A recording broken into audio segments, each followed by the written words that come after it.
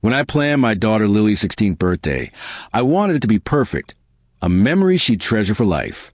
The backyard was decorated with fairy lights. The cake was shaped like a butterfly, and her friends filled the air with laughter. My wife, Emily, moved through the crowd, smiling, pretending everything was fine. But deep down, I've been sensing something off between us for months.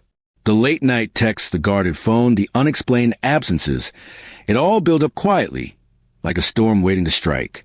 My younger brother, Ryan, was there too, cracking jokes, hugging guests, and acting like he owned the place. We'd grown distant over the years, but I'd invited him because Lily adored her uncle. She called him her cool uncle, and I wanted piece of the day. I didn't know then that his presence would destroy everything I thought I knew about my family.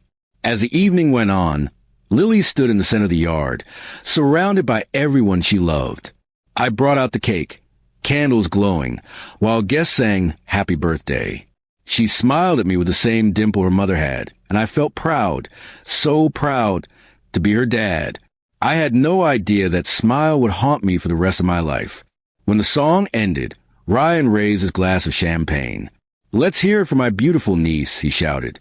Everyone clapped, cheering, until he added, "And for me, the man who actually made this beautiful girl possible." The laughter around him died instantly. A hush fell. Emily's face turned pale. I froze, unable to process his words. "What did you just say?" I asked slowly, my voice trembling.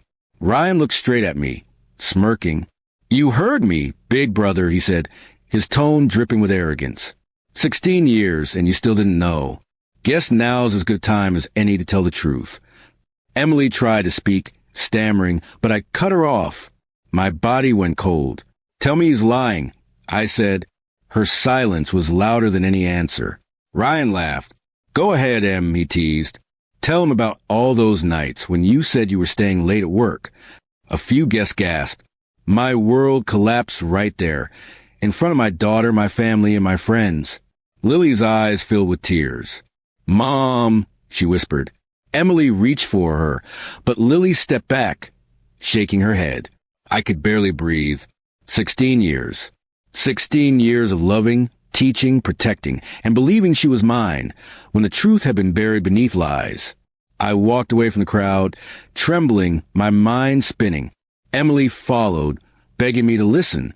She said it had been a mistake, that it happened before we got married, that she didn't know for sure. But the timing, the resemblance, the guilt in her voice, it all told me what I needed to know. I looked at her and said, "You didn't just destroy our marriage.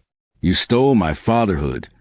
Ryan tried to approach me, grinning like it was all a joke. I didn't shout. I didn't punch him.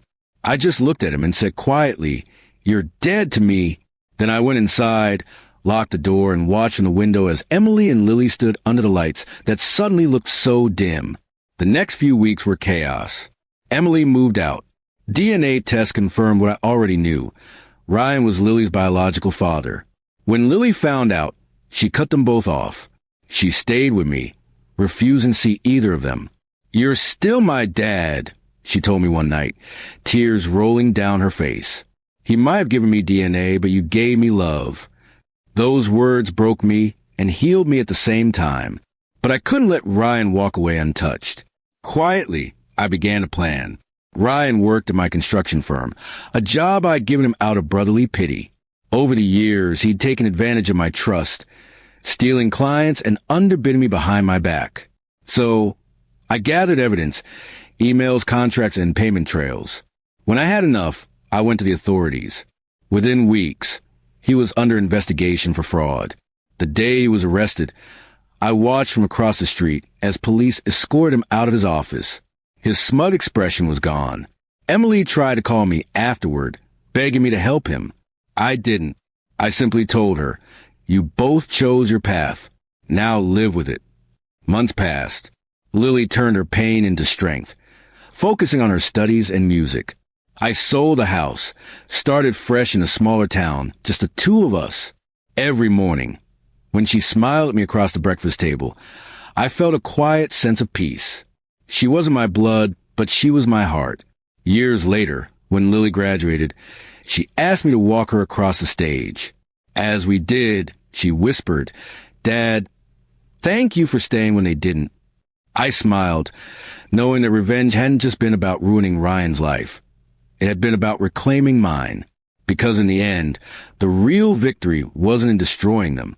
It was in choosing to rebuild what they tried to break, and proving that love, not betrayal, defines a true father.